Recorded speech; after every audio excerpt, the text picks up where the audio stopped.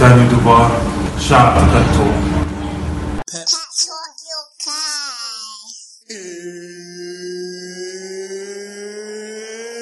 It's time! Everyone talk good game, but it don't really faze me. The man that ain't mad like Max, the boy that not murky like Ace B. And them guy walk the slide on the back, balling like a baby.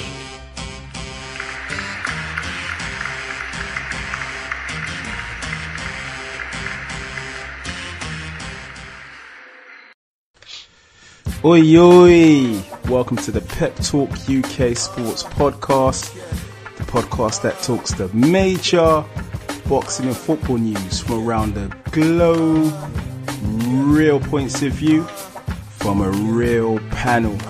Hashtag real talk on Pep Talk. Please subscribe to Pep Talk UK on iTunes and YouTube. Don't forget to like, share and comment. Now, I'm your host, Frankie B, and I'm joined by a sick panel. Firstly, I'd like to welcome from the capital city of France, but now a resident in the home counties, it's Pascal. Welcome back, mate. Frankie B, merci beaucoup. It's good to be back, it's very good to be back. You've come back to a lot of cold weather and rain, mate. Yes, it's the weather. It's the weather for lamb sips and the honey and lemon, So it's not looking good at the moment, but summer is gone. But we look forward to next year. That's it. So you're just back from a little holiday, a little bit of romancing with Delphine. Yes. It's important to keep the flame alive, so that when we have very good time, we have a very good time. And she's concerned about, my closeness to some of the female boxers you introduced me to, Frankie B. So, so I'm the topic of conversation now, am I? Yes, she's seen the pictures on Instagram and Facebook. Insta, yeah? So, she's been watching your IG. Yes, she certainly has. Yes. So I blame you for it anyway. So. Right, Pascal. We're going to keep it moving. Yes. You want to shout out your social media? Yes, of course. Social media, Pascal_Desad. Follow me on Twitter and Instagram, and also on Facebook. Indeed, the bad man for Paris. Now I'd like to welcome a man who is a writer for Boxing News UK and reps Boxing Africa. It's Ken Buhari. How you doing, bro? I'm doing good, man. I'm doing good. It's sunny out here, so every day above ground is a blessing. Yeah, and we're looking forward to the mega fight. Just a few days away. I'm so psyched. You have no idea. I'm so psyched for this fight, I'm ready. I got bets on the table. I won't tell you for who, but I got bets on the table, so I'm ready to be a rich man after this weekend. Indeed. So Ken, you want to shout out your social media? Absolutely. Check me out on Twitter at KBuhari, K B as in boy, OUHAIRIE, and definitely Boxing Africa on Twitter and Instagram. That's Box Africa. That's it, Boxing Africa. Right, finally, I'd like to welcome a man from the Same Old Arsenal podcast and a man that's a regular on Arsenal Fan TV. It's a fellow Gooner. It's Lee Judges. How you doing, bro? Yeah, not so bad. Thanks for having me on. I appreciate it, Yeah, cheer up a bit, man. It's not that bad being an Arsenal fan at the moment. Well, no, it's not too bad. We've had one win, so two wins really, if you count the game against Leicester. So we're on the back of a 3-0 win.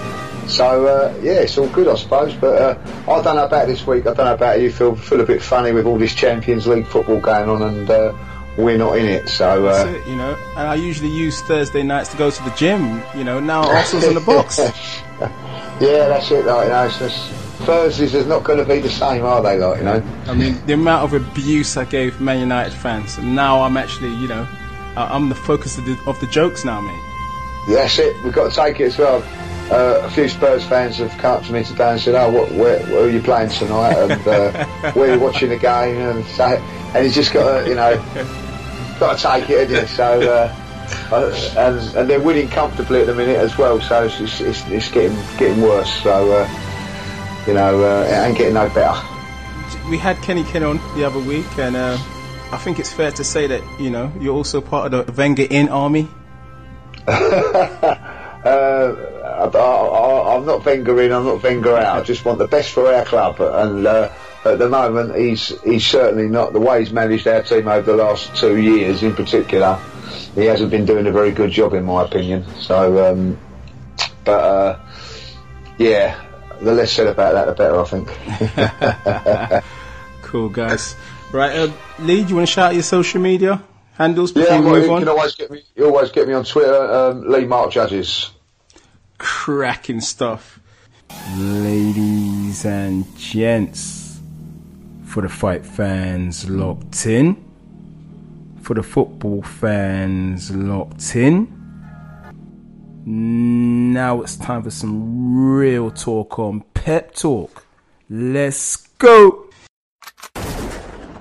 Pep Talk! Pep Talk! Yes, we ready. Let's get into it. It's real talk. It's Pep Talk. So we're going to start with the boxing, and it's almost upon us. The super fight between Gennady Golovkin and Canelo Alvarez at the T-Mobile Arena in Las Vegas. Now, Pascal, they made us wait, but now it's here. 2 beers and 2 Domino's pizzas. We ready to watch Triple G versus Canelo. Arriba, Viva Mexico. Well, you know, Frankie B, I must say, it's a fight that you and I have been looking for much anticipation, you know. And if you remember, you know, even way before Pep Talk UK was created, we talked about this fight, and it's such a pleasure to now finally, you know, see that this fight will be taking place. And I just hope that don't get knocked over by a bus, you know, before Saturday, because you're not in Florida, so you're not in Florida, so you'll be alright. I'm looking forward to this fight with so much anticipation. And look, Frankie B, whichever way it goes, I'm glad that we now get into super fights. You know, we've had a cracking year, but if I was to tell you who my heart goes to, Canelo. You know, I prefer vodka to tequila, but you know, in terms of boxer, you know, I've always been fond of Canelo. I've always been fond of his style and the way he fought, you know. And I also used to eat a lot of gingerbread as a child, so I have a penchant for Canelo. But you know, we have listeners in Ukraine, and Peter will be listening to this podcast, and I think Peter will probably expect Triple G to do the job. But you know, if you look at the fight that Triple G had with Kell Brook, you know, to me, Triple G showed some vulnerabilities in his defense, and Kell Brook was able to penetrate, you know, the Triple G defense quite effectively, you know. And I think that a good puncher, a strong puncher like Canelo, you know, could certainly inflict a lot of damage. And my take on the fight is that if Canelo goes to the body, and if he inflicts a full body massage on Triple G, the point is that if Canelo goes to the body, in my opinion, he will certainly exploit some vulnerabilities that Daniel Jacobs exposed during the fight against Triple G. Because Daniel Jacobs fought a very good fight, he moved very well, but if you saw that Jacobs was able to throw ball Triple G to the body, and I believe that the key to the fight on Saturday for the Canelo team is for Canelo to certainly concentrate on not knocking out the Triple G, but on trying to slow down his movement, his cutting of the ring, by using his jab, but also by doing good combination punches to the body. Because we know that Canelo is a strong boxer, so he's got a very strong punch. And you know, there were rumors, you know, going flying around on the internet that you know, certain sparring partners are claiming that Canelo has a greater punching power than Triple G. Triple G, wow, I'd love to see that. It's interesting to see how. I mean, we certainly wait till Saturday, but I think that you know, Canelo, you know, has an opportunity to shock the world, you know, and this could be his moment. But a lot of people are saying that, you know, based on his last performance, Triple G's on the way down, and Canelo, he's been in the game for a long time. He's still quite young, and he's in the ascendancy. You know, as you know, Frankie B, better than anybody else in the boxing, you know, and as in punditry, we know that styles makes fights, you know, and different fighters bring something different to the table. I don't believe that Triple G is on the way down. He's not looked vulnerable as such, you know, he's still very much, you know, an undefeated fighter. So, you know, as far as Triple G's fight is concerned, and if anything, Floyd Mayweather has shown that, you know, you can always preserve your zero if you fight smart. But I think that Triple G could potentially be facing his much more dangerous opponent in Canelo. Canelo is not the best mover, but he's certainly a very intelligent fighter and complete fighter. Great counter puncher, that's for sure. Absolutely. But if you saw have you seen Canelo's working out? In his physique is looking exceptional. Yeah, he's war ready, that's for sure. He's in very good shape, and I think no ginger jokes now. No ginger jokes now, Pascal. No ginger jokes. You know, he's taking his fight very seriously. You know, and I think that Canelo is still upset at the defeat at Floyd Mayweather, and he's going to make sure that there's no repeat of that. And as I certainly tip Canelo to potentially take it, you know, I would like Canelo to take it, but if Triple G wins it, I will not be surprised. Ooh, interesting prediction. Ken, some people might say it might disappoint, like Mayweather versus Pacquiao. Do you think that would be the case? I don't think it'll disappoint to the level of Mayweather-Pacquiao, but I don't think it's going to be the Hagler-Hearns that everyone is expecting, at least not early on. I think that, Pascal, you nailed it. I mean, you nailed every single point. As far as I'm concerned, I'm in total agreement with you. I do think Triple G is rightly the favorite. He's been at the division for so long. Powerful, good boxer, great amateur background. But Canelo is by far his best opponent. I thought Pascal made a great point about the body punches, and Triple G has always shown vulnerability to body punches. I think the first time I noticed that was in the Willie Monroe fight. I also think that Triple G, he tends to cover up or back off when you're throwing back. And that could be a problem against Canelo. Now, Canelo, if you, on paper, I think Canelo has almost every advantage except for size and strength. Yeah. You know, and what's interesting is he's got, I'm sorry, go on. You can see the size difference though in the face-off, you know, when they're facing each other. Definitely. But what's interesting is that Canelo actually has a half-inch longer reach than Triple G. And you know, Triple G has a great jab. I think that's one of his weapons, one of his advantages is that he has the better jab. And he's a much better mid-range fighter. But Canelo may not be the greatest of movers, as Pascal said, but he's got great upper body movement. And he's got great counter-punching skills. And he's actually better fighting on the inside than Triple G is. And strangely enough, even though he's years younger, he's more experienced than Triple G. He's been in there. He's, you know, been there with the elite fighters, with Mayweather, with Lara, with Cotto, you know, guys who will test you, not in terms of size and strength, but mentally in a long, taxing fight that you'll learn from. So I think cats are sleeping on Canelo a little bit. I'm going to go with Canelo. I'm going to go with what Pascal. I like Canelo in a close competitive decision. And if, depending on how long Triple G can take it, if he does attack the body the way he should, he might be able to stop him. Woo! You've got the counter-puncher supreme in Canelo, and then you've got the come-forward fighter in Triple G who will walk you down into the corner. This could be a classic, literally. It could be.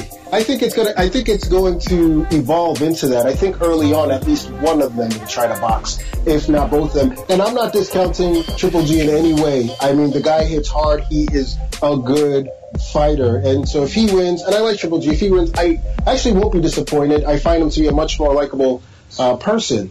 But, you know, I can't see it. I just can't see it right now. I think Canelo just has more tools in his arsenal. And while I think it'll be close, I think Canelo being able to reach back into his toolbox sort of and pulling out different things, being able to box, being able to counterpunch, being quicker on the draw, he should at least be able to squeeze out the close rounds and who knows, maybe inflict serious damage. Lee, what about you? I mean, I know you're more of a football man, but will you be getting up early hours in the morning to watch this fight? Probably not this one, like, if I'll be honest. But it's interesting what you guys are saying. I just think some of these sort of fights, I'm no expert at it, obviously, but I feel like sometimes these sort of fights, the boxers are too afraid to lose. So you get a little bit of a sort of standoff, a little bit of a stalemate, yeah. And it could be a draw, yeah. I think it'll go quite. I say, you know, you guys know more than me, but I imagine it'll be a long, drawn-out fight. I can't see it finishing early. if I'll be honest. Oh, well, you know what, Pascal, Ken, I'm going for Triple G. Okay. I had heard stories. Boy. I had heard stories. Can I ask why? Can I ask why, Frankie B? Why Triple G? For me, Triple G is an animal, mate. He's got a granite chin. I feel that he'll walk down Canelo to the corner, and I feel he'll unload some bombs on him. Even though Canelo is a good fighter, I just feel that Triple G has just got too much power for him. You know, maybe. And I think Canelo might, taste a bit of defeat. But for me, Canelo can still come again, even if he loses this fight. He's still quite young. What is he, 27?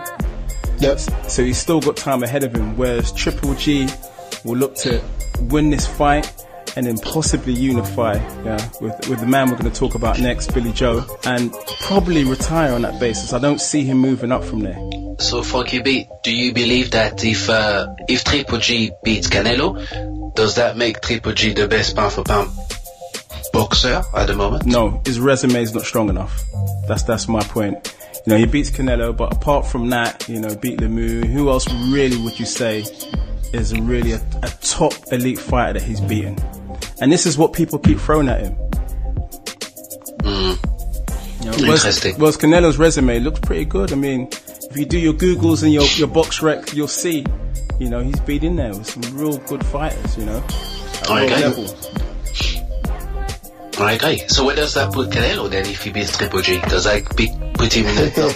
Well, I think he's top 10. I think he's top 10 already. I think it's if he wins, I think you got to look at top 3. I don't know if I put him beyond Andre Ward, Crawford, and Lomachenko, but he's got to be right around there. If he moves up and defeats Triple G, that's a nice win under your belt, But a lot of people would argue and say, look, Lomachenko, what was it, 8 fights? 9 fights. 9-1. And if you look at, the resume of Canelo, how does that stack up as him being ahead of him in the P for P standings? Well, the thing about Lomachenko is that he does have 9 fights and he does have that one loss. However, he has wins over a current champion, Gary Russell Jr., who's a pretty good fighter, the WBC featherweight champion, and he has a win over Nicholas Walters, who's a pretty good fighter, and he beat both of those guys pretty convincingly. So, I think Lomachenko deserves top 5, top 3 ranking. But when you look at Canelo's resume, when you look at Lara, you look at you throw in depends on how you saw the fight, but you throw in Golovkin and a few other Cotto. And so forth. That's quite a resume right there. And so I put him near Ward and Crawford and those guys for sure. We will be eagerly anticipating the fight, Triple G versus Canelo, this weekend. But back on home soil, guys, just to quickly look at the other situation. Billy Joe defending his title against Willie Monroe Jr. Now, Pascal, I must admit, Billy Joe's looking in fantastic shape, man. This fight, it looks like he's back. I completely agree with you. As you know, my penchant is for women only, but Billy Joe Saunders is looking very well. He's looking very good. I cannot deny that. He's probably the best shape that I've seen him, ever prepare for a fight. Yeah. Because you and I both know that in England the kebab is a very, sought after staple diet. Cuisine. And Billy Joe has been very much a good connoisseur of kebab food, but in this instance he's trained very hard, and I think in the back of his mind he knows that it will be a very challenging fight, because if you remember when he fought Chris Eubank Jr., it was a very good fight, and Chris Eubank came to the very last round. It was 12 rounds, and it was a very interesting fight because Chris Eubank is quite an athletic boxer, and also quite a good forward come forward a boxer, not very good fighting in the back, but very good at coming forward. And Willie Monroe, has got very good footwork and is a very good athlete. So I believe that Billy Joe knows that. But Billy Joe, to his credit, also he's got great movement also. Very good movement. I think he's the Irish dancing. He's very good at moving his feet. And And I believe that it will be a very, very good fight because, Dominic Ingalls is also training Billy Joe Saunders. And he's certainly going to use the fact that Billy Joe's movement will be key in this fight for me, and his stamina will be important for Billy Joe because from the outset, I believe that the fight will be quite high pace and quite athletic, and he'll be down to the two boxers, using the athleticism but also the boxing IQ. And I expect Billy Joe to try and sleep the punches, very earlier on. My concern for Billy Joe is that he always shown a bit of stamina issues towards the end of his fights. Yeah. And can Willie Monroe take advantage of that, and maybe try to outpoint Billy Joe? I do not believe that Willie Monroe will knock him out. I believe that he'll go to the judges. Yeah. And if Willie Monroe wins, he will have to be a convincing win, where he will have to win, a lot of rounds convincingly in front of a home crowd. It's not going to be easy for Willie Monroe. If I'm brutally honest, I think that Billy Joe retains it by a split decision. Quite controversial decision. I believe that's what it would be. But he's already won the mind games. He's really getting into Monroe's head about the quick jibes. Him quitting against Triple G. He's very good, Frankie. But you should have warned me about, the traveling gypsies. I've been already accosted on the new iPhones, and they're very good at selling you dodgy things, So, Billy Joe comes from that traveling background. He's very good at playing the mind games. Tyson Fury is another one, Calling Willie Monroe, Small Willie and things like that is not very nice. It's not very nice. Ken, does Willie Monroe Jr., does he have any chance in hell of winning this fight on away soil? He does. I mean, but the fact alone that Pascal says by split decision tells you that he does. I think Monroe's much improved.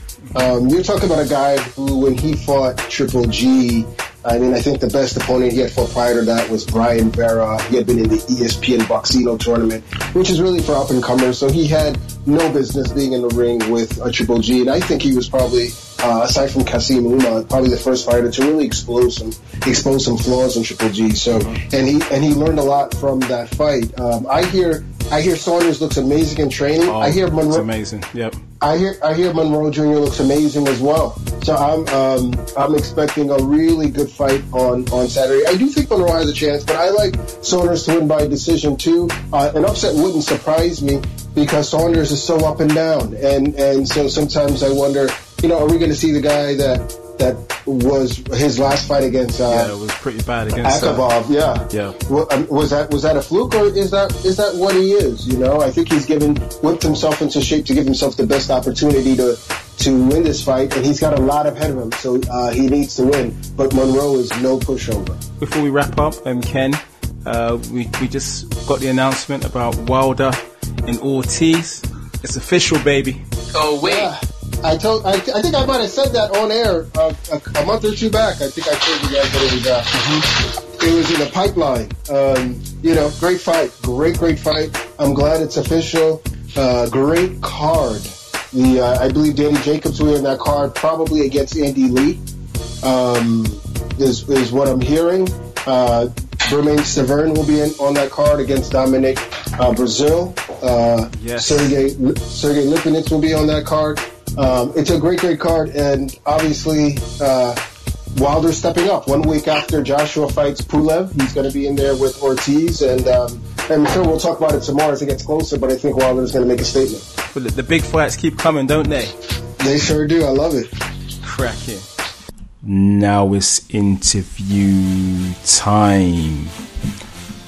This week our boxing correspondent Shaz, the boxing nut, managed to notch up a few tasty interviews this week. First up, we hear from a man that is set to make his pro debut this weekend at the Copper Box Arena. It's the top boxer, Umar Sadiq. Pep Talk UK are joined by a lad who's going to be making his pro debut tomorrow night. I consider him a friend, but he keeps punching me, and his punches hurt. He's model looking, he's a bit of an actor, and he does everything in one take. It's Mr. Umar Sadiq. How you doing? I'm good, thank you very much, Shaz. Umar, first question, straight off the bat. I've always wondered where you got this name from, a nickname called Top Boxer. How did that come about? Came up from being the best. It's just Top Boxer. I see myself as the best. I remember people calling me it, and I like the sound of it, so I adopted it, and it's a very good name to live by. Every time I mention it and I say I am the top boxer, it just makes me feel great, and so that's where it is, Top Boxer. Now, you're making your pro debut, but taking it back a little bit, you've had a good amateur background, and you've even been in and around the Nigeria team. Yeah. How did that all come about, and how did you get on there? Being on the Nigerian team came from when I was boxing for the Repton Amateur Boxing Club. Shout out to Repton. And Repton being known for travelling a lot, one of the travels or actually a few times, Repton went to Nigeria to box against the Lagos team. So obviously I went and I represented Repton against Lagos, which was a bit political at the time, slightly, but yeah. So through that, I got to perform, in front of a lot of influential people within the Nigerian boxing team who likes what they saw. This was back in 2011.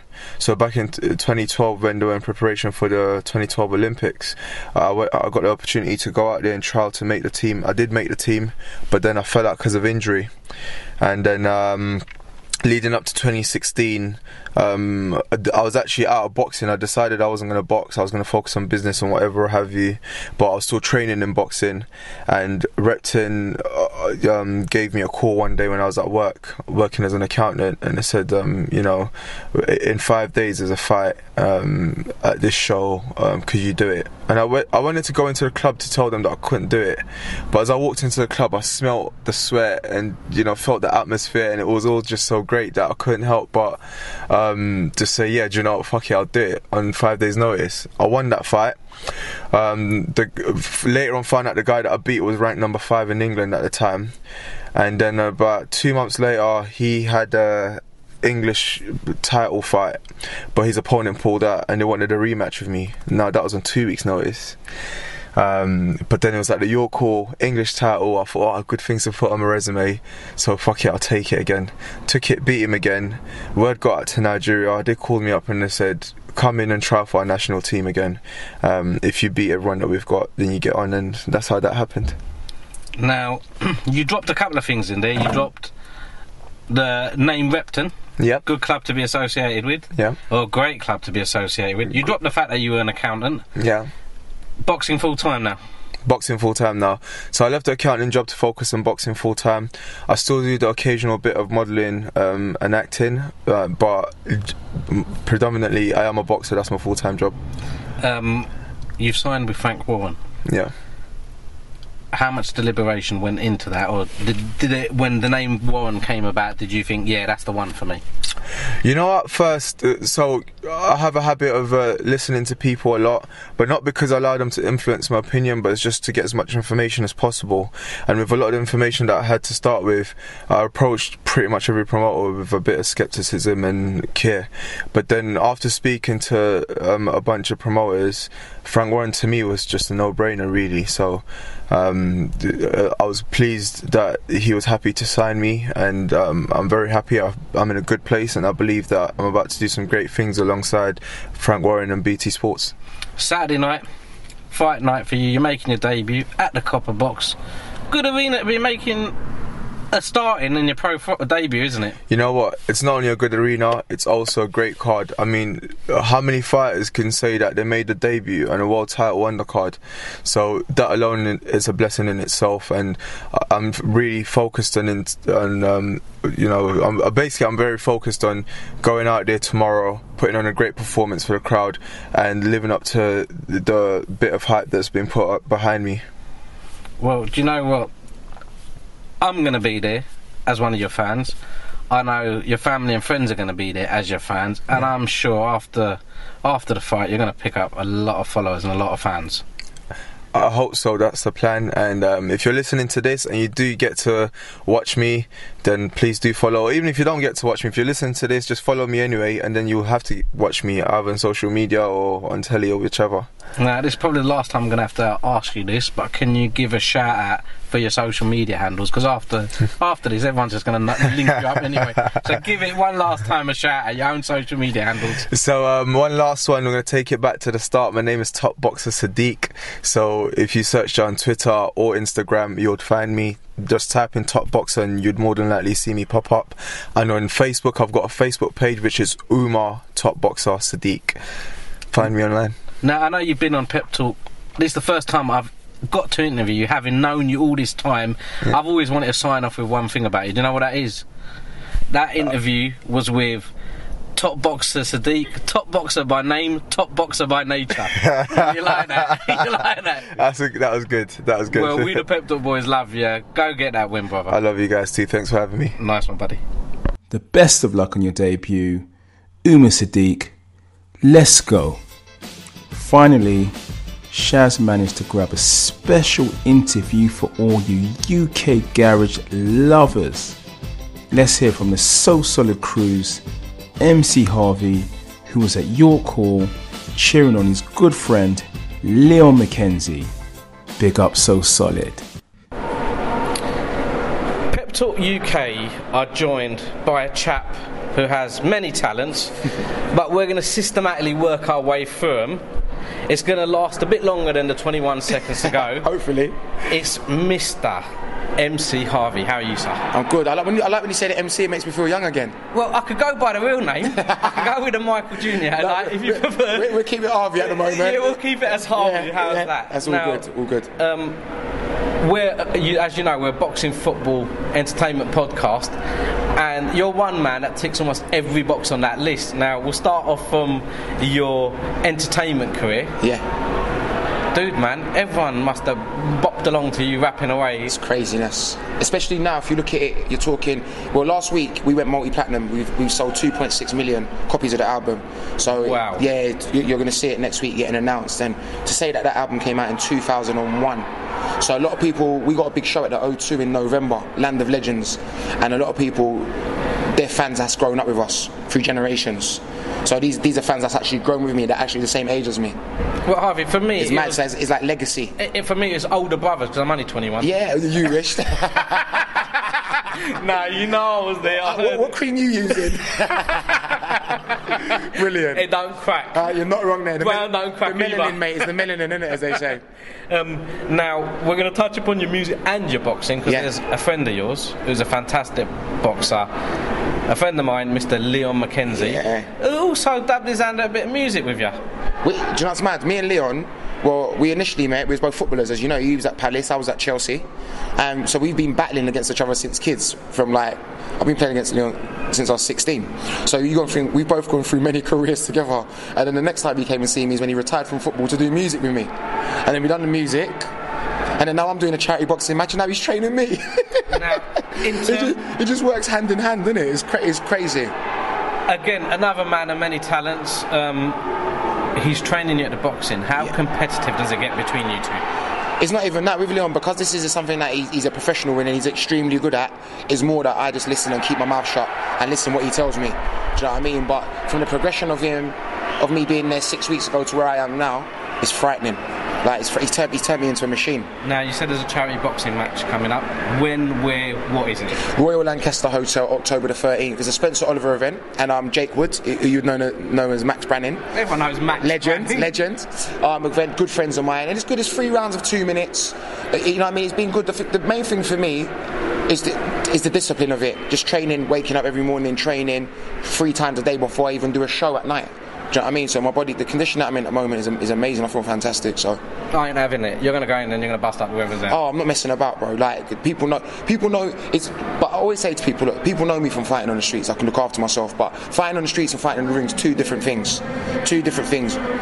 Leon's teaching me with my age and my fitness to outbox because I've already got the power. Do you know what I mean? So it's all good. Where's Pep Talk there that night? I'm going to be watching it. I'll be amazing. I'm going to be cheering you on. Thank you. And it's for a good cause, but go get that win. Definitely. Listen, everyone likes to win, regardless if it's charity or not, don't we? All good. Lovely, Will. As always, it's a pleasure. Absolute pleasure. You take care, my brother. Cheers, you too, my brother. God bless you, mate. Take care. Buddy. Nice one, my brother. Thank you, MC Harvey. 21. cracking interviews, Shaz. Soon after the fight, MC Harvey's good friend Leo McKenzie announces retirement from boxing after a narrow defeat in a hell of a fight with Celio Renda. We wish Leo McKenzie all the best for the future. Right now it's football time. So we're going to talk the Premiership once again. And I've got a couple of gooners in the house. League judges, Pascal, massive game against Chelsea this weekend.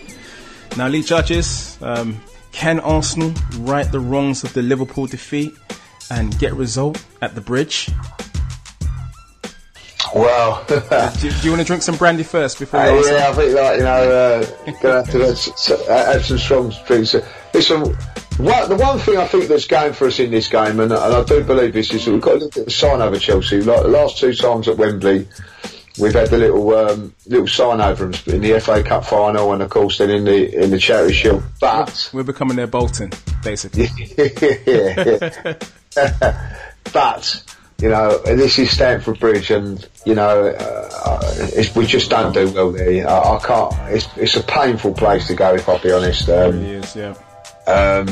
But there's got to be a time when we will eventually get a result there again.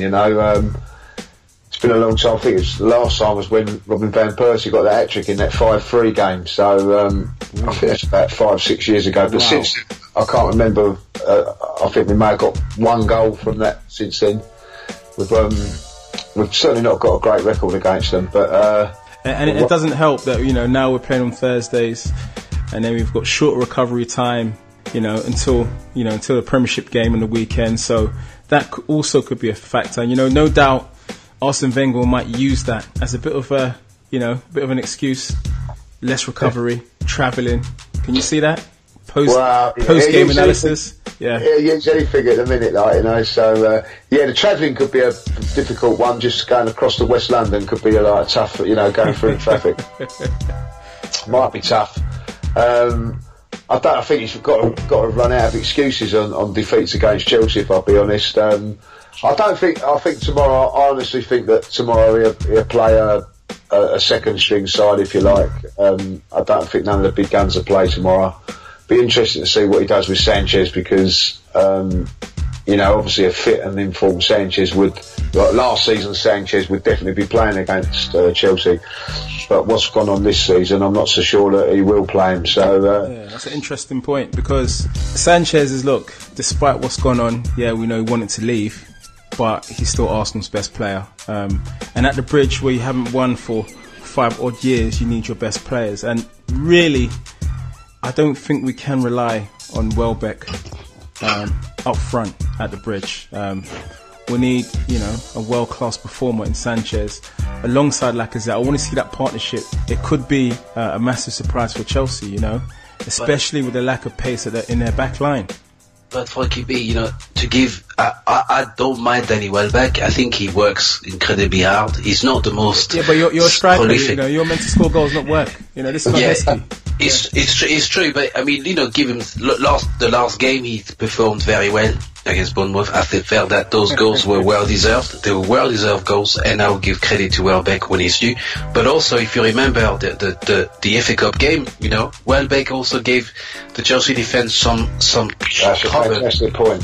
Mm-hmm. And I think that from pressing, that's it. He did a lot of pressing, and he created a lot of opportunities. So I believe that Welbeck should start on Sunday. Okay. I would stick Welbeck up front, but on the left hand side. On the left. On the left hand side, and I will feed him into Lacazette in the middle. That's what I would expect Welbeck to do.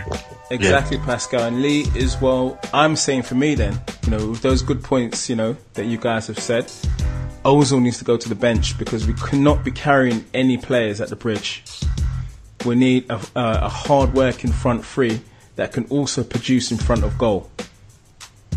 Do you know what? I wouldn't argue with that. I wouldn't argue with that, and the reason I wouldn't argue with that is that, wear them down. Wear them down, and then maybe like last 20 minutes, if it's still tight, Ozil can come on against a tiring back 3 or 4, whatever they play, and go that route.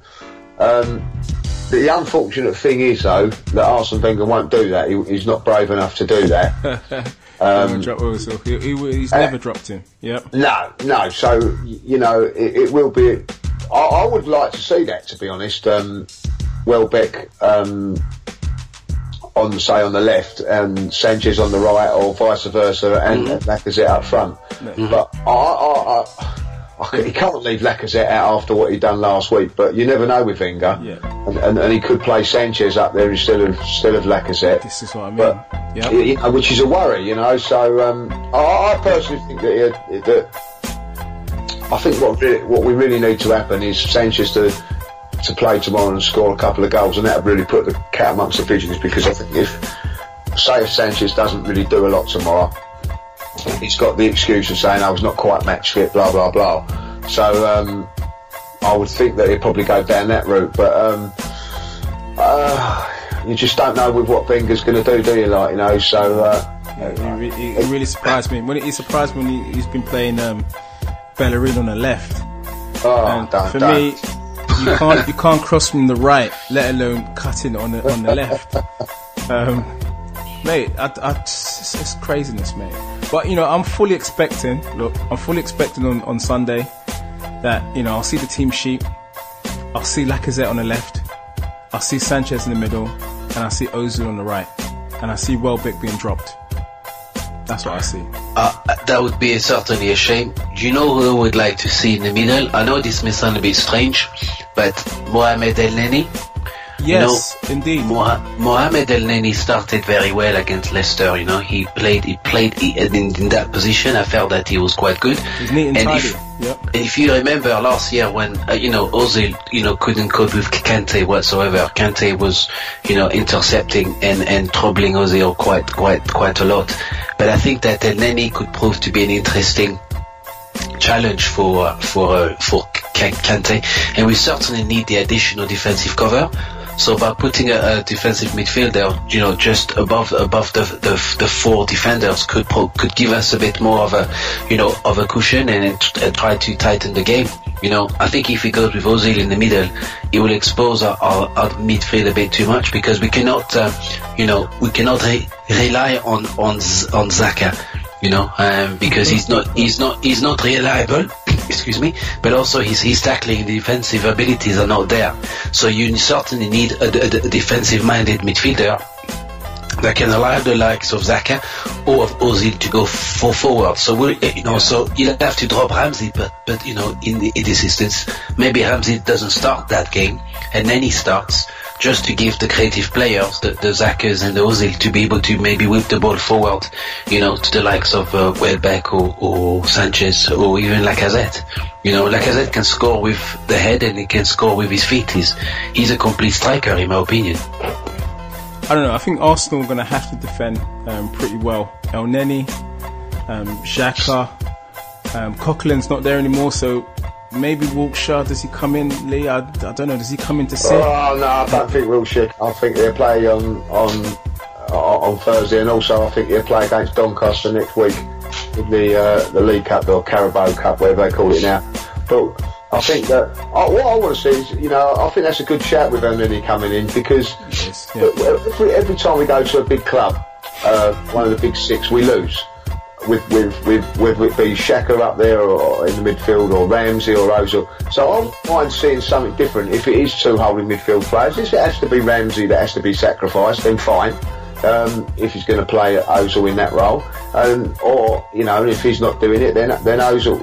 Why not change it? I look at Chelsea last season in the FA Cup semi-final. They left out Hazard and Costa and Fabregas, and then in the last 20 minutes brought those guys on and won the game. Why can't we look to do something a bit different out of the box a little bit? Of course. I think if what I'd like to see something from Arsene Wenger is to say someone like Conte, I'm not too sure what Wenger's line-up's going to be. Imagine when they have their team meeting how they're going to play against Arsenal, they're just going to go, well, he's played their play, they know exactly how he's going to play.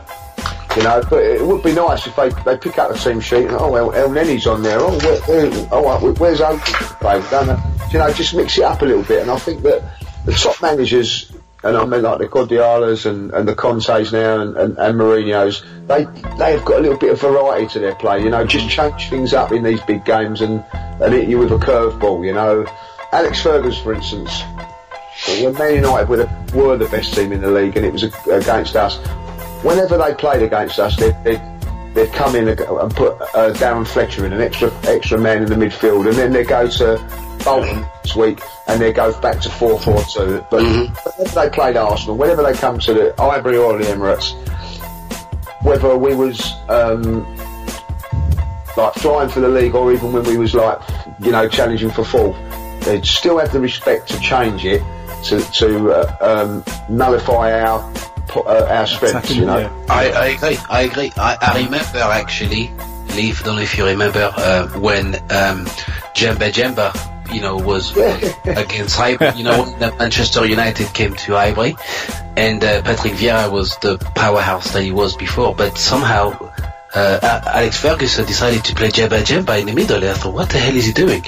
But Jemba proved to be actually a key player for Manchester United, you know, and we went 1-0 up. I think Henry scored, and then Saha equalized for Manchester United, and it was a 1-0 draw. And I think Jemba was the key for Manchester United because we didn't expect Jemba to play that game. And Ferguson decided to nullify the midfield, and he decided to put Jemba as the you know, as the midfielder to go against Patrick Vieira. So you're perfectly right. You know, perhaps Sunday is an opportunity for a guy like L.O.X, who Conte probably would not expect to be playing on Sunday, and to give him an opportunity. He wants to stay at the club, he wants to play for Arsenal, let him have a go, you know. But you know what worries me? Because what worries me is the fact that we don't really have someone that can tackle in our midfield, and they don't have positioning either. Like El-Neni's okay, Xhaka can't tackle, Ramsey just likes to go forward. So really, who do we have that you can say, you know, he puts the tackles in? Nobody at all. No, we certainly haven't got that. But you know what I've seen of El-Neni is his tenacity. You know, and he will try as much as possible to run around and to try and break the play. You know, but his passing is not always the best, and his shooting is quite awful actually. But you know, but he's certainly that kind of player that can try and stop the flow from the Chelsea attack. And this season, the Chelsea players, you know, they're not playing with the same physicality as the Chelsea that we used to know. You know, the players that they bought, the Alonsos of this world and so on, they you know, they're relatively small players, but they're good tactical players. You know, the Moratas and so on. And so I think that our defensive duties can be carried out quite well. But it depends on what Wenger decides to do on Sunday, and whether he selects the right players that are defensively minded, that can understand defensive duties, but also allow our attacking players, you know, to receive the ball, because we can trouble Chelsea. Chelsea know that we can trouble them. At the bridge will be very difficult, but you know, they lost to Huddersfield on the first opening game of the season, so they are vulnerable. You know, there's some vulnerabilities that we can exploit, but it all depends on what Wenger does on Sunday, whether he goes with a balance. It was Burnley. Was it Burnley? It was Burnley, wasn't it? Yeah. Burnley, yeah. Sorry, Burnley, yes. Burnley, Huddersfield, the same thing. I'm only joking. I can't go up north for saying that now. Sorry, yeah, it was Burnley. I'm giving Huddersfield too much credit too soon, but it was certainly a surprising result, because none of us expected Chelsea to lose at home in the opening game of the season. So, you know, there is an opportunity for Arsenal to exploit that, you know, and perhaps Wenger should watch that game and see what Burnley did well in that game, and maybe replicate that. You know, I believe that we should not go there negatively. If Wenger tries to be too defensive, you know, they certainly will come to us, and we won't be able to defend their attacks. So we should certainly try and go and get a point out of that game. I'll be very happy if we get a point out of that game. Yeah. So I totally agree. Predictions, boys. Scoreline predictions. Lee, you first. Well, my heart says 2-2, but my head says 3-1 to Chelsea. 3-1 to Chelsea. Louis Beneventi will be happy at that. Pascal, score prediction? Interestingly, I'm going with Lee's first choice. I'm going with a 2-2 draw. Mate, I'm going for a 2-0 Chelsea victory, and I think I'm going to kick my sofa after the first goal. Right, guys, let's predict a few of the other games. Right, Liverpool versus Burnley. Quick prediction from you, Lee. Liverpool 2-0. 2-0, yes. Who do you see getting the goals there? Firmino again? Yeah, I think that he scored. I think he scored again tonight, so he's in good goal scoring form. And I think Sahar as well. He's scored as well today, didn't he? So yeah, no, they might miss Mane a little bit, but I think that they still come through quite well. But I've been quite impressed with Liverpool, to be honest. I was very impressed with Mane showing us a bit of his karate skills the other day. Yeah, listen, they would have never lost 5-0 if it weren't for that. They might have lost the game, but it would have been a lot closer than what it actually was. So we lose 5-0 with 11 men, so I'm not going to knock. Good point. That's a good point, Leo, I say. Pascal, score prediction. Liverpool, Burnley, Anfield. Liverpool, Burnley. I detest Liverpool, but I have to try and be objective for the sake of the for the show. So I believe that Liverpool will win, but I will give Burnley a bit of credit, and it will be a 2-1 victory for Liverpool. Do you know what? I'll take my Burnley comment back, and I'm going to give Burnley some credit here. I'm going to say that it's going to be a 0-0 draw. They're going to frustrate Liverpool. So Burnley's last 2 games have been Chelsea and Spurs, and they're unbeaten. So that's not a bad little record, to be honest. They know how to frustrate. They know how to frustrate. Right. They've got a good pressing game. They're not the greatest away from home, but they know how to. They're organised. You're not going to get me to change my mind, though. They're still going to be They're going to lose. Okay, just moving on, guys. Predictions between Man United and Everton. Lee first. Surely Man United. Everton have been awful so far. Yeah, I've not been. To be honest, I thought Everton would do really well this season, but at the moment it doesn't seem to be happening. 3-1, I think. For 3-1, 3-0. I'm gonna 3-1. I'll take 3-1. 3-1. Pascal. Well, after the shocking display against Spurs last week, I believe that Everton, the players are still not well gelling. And I certainly would expect Manchester United to extend their woes. I think it'll be 3-0. Right. I'm going for 4-0 Manchester United victory. Lukaku's going to be in the goals again. I see Man United winning big, mate. I see them marching towards the title also as well, which pains me to say as an Arsenal fan. Right, guys, moving on to the final game we're going to predict. Tottenham versus Swansea. Now, Lee, I know there's no swearing on the podcast, but I've got to say it again. Tottenham, Swansea. You got, and this is at Wembley, so Swansea will be well up for it. But to be honest, I did watch a little bit of Swansea last week against Newcastle. In between nodding off because it was that poor.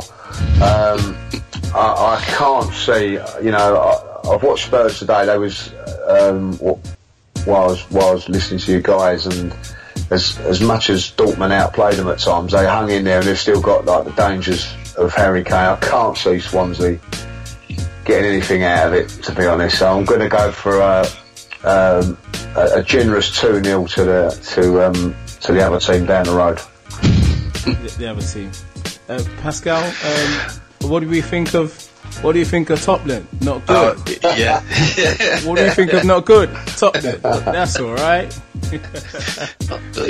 Of course, they are young children listen to the show, so we have to be respectful. But I think that Tottenham are finding their rhythm.